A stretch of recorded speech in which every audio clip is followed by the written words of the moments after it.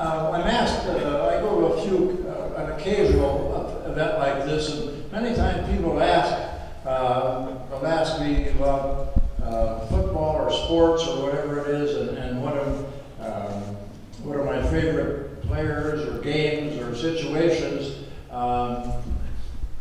And they talk about the different stars of different sports.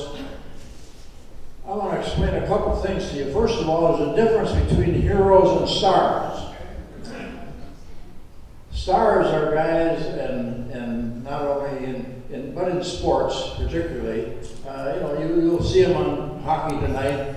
You'll see them in football or basketball, baseball games. And stars are legitimate. We all pay a lot of money to watch people play, and they are stars. But don't call them heroes. They don't qualify. Stars come out at night, but they're shining very bright, and then in the daylight they're gone. That's true with most in sports. Stars don't last very long or last forever. Heroes do. So don't mistake stars and heroes. Heroes are different than stars. And people ask me a lot of times about who my favorite people were, stars. I say, well, they're not stars. They're heroes. I'd like to tell you about a couple of my heroes. And I'll go back a long way now. You probably have experiences the same as I, or better than I, or more than I. But I did coach 600 professional football games. I played in 400. So I have a kind of a background, but they don't qualify as heroes. There's a lot of stars in there. Now, to me, a hero, and I'll tell you about a couple of mine. When I was in high school up in Superior, Wisconsin, we had a rivalry with Duluth, of course. We're right across the river. And they had a player over there at Dentville. They were both undefeated in high school. And the kid's name was Zelaznikar. He was a great player. We got to know one another a little bit because we competed against. He was a year ahead of me, however. So he was, it was during the war now. This was in 1943-44. We talked a lot, and he was looking forward to going into service, as we all were. I mean, the war was on. The war occupied our every thought. That was all we had to do, we ever thought about was beating the Germans and the Japs during the war. Zelaznikar, he was a year ahead of me. He was undefeated one year, and we were undefeated. We played the game in Duluth. We won the game, but we became pretty good friends. He couldn't wait to get out, and he joined the Marines. And in those days, you could join if after halfway through your senior year, if you're 17 or older, and your folks would sign off. He joined the Marines, and he was very excited. And he told me that he was going to join the Marines, and could he correspond with me? Now, believe it or not, people wrote letters in those days. They weren't anymore. Everybody texts nowadays. But he said, yeah, I said, certainly. And so he went to El Toro, went through boot camp, and he came home and had his nice spiffy uniform on, and looked great. But he also wanted to go to the University of Minnesota. I was a great football player. In those days, we had an All-American here in Minnesota called Bruce Smith. He was an All-American in Minnesota, I think 41 or something. Well, Zelaznikar wanted to pattern himself after Bruce Smith, which was great. He went to the Marines and came home on leave, and we talked, and he had his nice uniform on, and then he went back, and he said, well, I think, he wrote me a letter from El Toro, and I think we're shipping out soon, because he said we're getting issued new equipment and whatnot. So they did, and he wrote me a letter and said, I'll write you, from wherever I go, and I didn't hear from him for a while. The next thing I heard, he was in Tarawa. Any of you know where Tarawa is? You've got to be an old guy like me. That was one of the first islands that we took on our way to Japan in the South Pacific. We started Tarawa. He was killed in the first wave in Tarawa. 19 years old, killed in the first wave. He's one of my heroes. I had another kid that I went to high school with. He had a brother, and his brother was a couple, 3 or 4 years old. He went thought that was great, but he was a big guy, 6'3", 225, and he was a boxer at the university, or at the school there. They used to have boxing in some schools, high schools and colleges. And Ed was, played with us little kids. Well, he could throw the ball further than any of us. He hit the ball farther and jump higher and punch harder. So he was just an idol, but really, well, he went in the Army. And he came home and had, again, a nice uniform on. He brought his brother and I supper one night. I thought I was impressed with that, and how he treated us young kids. Well, he joined the Army and they went into East, he said he was shipping out too. Well, they went into Africa, East Africa. They invaded Africa, Morocco, fought their way through North Africa, and got the letters to his brother, which they read to me. They chased Rommel out of Africa, Kasserine Pass, the big battle they were in, and they won. Chased the Germans and the Italians out of there. Then he went to Sicily, and they invaded Sicily, and chased the Germans out of there. Now they got to go to Italy, and the Germans have moved some equipment down to keep the Americans, English out of Italy. Anzio. Anybody know where Anzio is? That was the main, where we invaded Italy, was at Anzio. That was our main thrust. He was at Anzio, fought there. Got shot up pretty bad in Anzio. He came home and he had one leg was off, and he had what they called in those days shell shock. Well, we don't call it now, we call it what, a post-traumatic stress syndrome or whatever, some funny name now, but in those days it was shell shock. He was shot up pretty bad. He lost a leg, he gained some weight, came home, couldn't get a job, drank too much, got heavy, and died. One of my heroes. Another guy, not far from Superior, a guy by the name of Richard Baum. Anybody know what that name is? He's from up by my part of the woods, and I knew his brother, hunted deer with his brother. He went in the Air Force. And he was a couple years older. I didn't go to school with him, but I knew his brother well, and I met Richard. He came home from whatever basic training. He went into the Pacific. He flew a P-38, shot down 24 Japanese planes. Pretty darn good. And he came home and was a hero. When he got home and they bomb drives and all that, they didn't want him to go back, but he wanted to go back.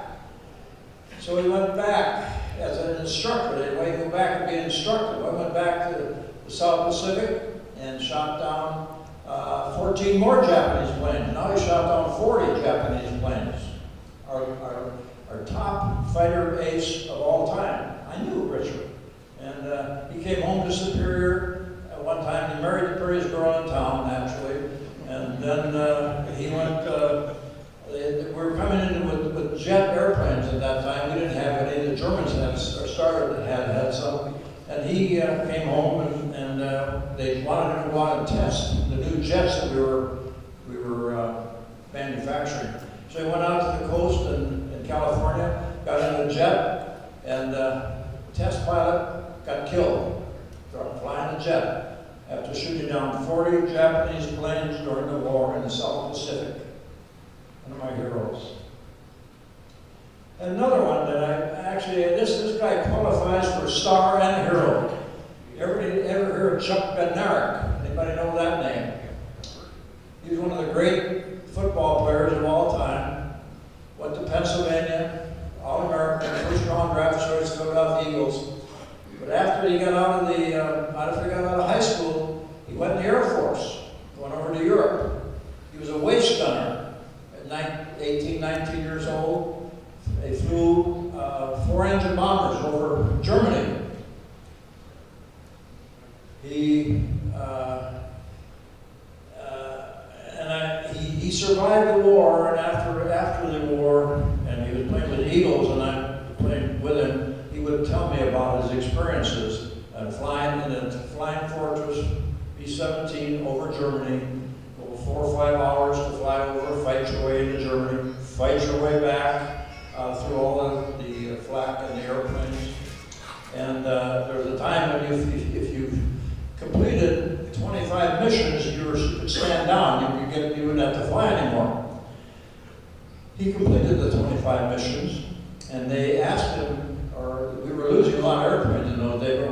flight crews were getting shot up pretty bad. He volunteered for 10 more missions. I asked him, I said, well, what was it like? He said, well, the first mission, he said, couldn't wait.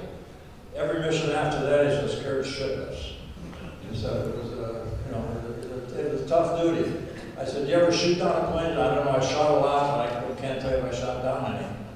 But he said in the course of that, his experiences there, he was in a group or whatever, the squadron or whatever it was, and England was full of airfields and full of bombers, and we were going over to Germany. And he said that in his squadron, with guys that he flew with, he said in his squadron he saw 24 planes go down, explode, blow up, parachute out. He said that the German Air Force was pretty good. They shot up a lot of their airplanes. He survived 25 missions, and he volunteered for 10 more. 10 more missions. Now, in those days, if you saw it, there's only a small percentage of people ever completed 25 missions. Maybe 25, 30% without some kind of a shot down or wounded or some catastrophe. So he went for 10 more. He survived 10 more missions. Saw 14 more planes shot down out of his squadron, blown up, spinning, going down, people jumping out. Anyway, he survived that. So we're playing with him in locker next to me, and there were times when, after practice, we'd go out for a beer, and he'd sit down and he'd have a couple of beers, and he'd start writing. And he'd write down the name of every plane that went down. Every plane that went down. He saw 40 planes shot down in his squadron. Blow up, people, most people died. But he'd write down every name of every plane. Every plane had a name, and they put either a family name or a favorite name. But he'd sit there and write them down, and he'd write, and we couldn't go home until he wrote down those 40 names. And he'd be crying. He'd be crying. He said, I never want to forget. He was one of my heroes, and he's still alive. But believe it or not, he's got a charmed life. He's got Alzheimer's now, but he's still alive. But he qualifies as a star, as a football player, and hero, as I interpret heroes. And one more, the last one, was a fellow in high school. Played on a basketball team, a little guy. His name was Rabbit. He was quick like a rabbit. Wasn't very big. He went in the Navy. He was in the Navy and went in submarines, of all things, which was, he's only about 5'8", but he fit, I guess. And he went into submarines. He came home and he had a nice uniform, and he was proud to be in the submarine. He went back after boot camp and came back again, and they completed his tour of duty at that particular time. They were back for outfitting or refitting, and he described about shooting the torpedoes at the Japanese planes or Japanese ships, and how many they sunk. Sunk a lot of them, a lot of tonnage they called it in those days. And he couldn't wait to get back on his submarine. And they got a new submarine. They'd gotten the old submarine, and he was going back, and they were going to, in the outfit, and they got a new submarine. Couldn't wait to get back. The name of the submarine is the Bullhead. You can look it up. The Bullhead. They named ships in those days after submarines, after fish, and battleships after states, and carriers after famous battles. But he was in the submarine, the Bullhead. They shipped out from San Diego, went across to the Pacific, and it was close to the end of the war. Bullhead never come back. Bullhead, somewhere out in the Pacific, bottom of the ocean, 19 years old or 20 years old, is Rabbit, one of my heroes. That's what I mean by heroes, and not stars. Heroes got to qualify under a different category. But I just thought, rather than hearing about somebody making a great play in sports, it doesn't compare. Stars don't compare to heroes. Those are some of my heroes, and I thought I'd share that with you tonight. Thank you.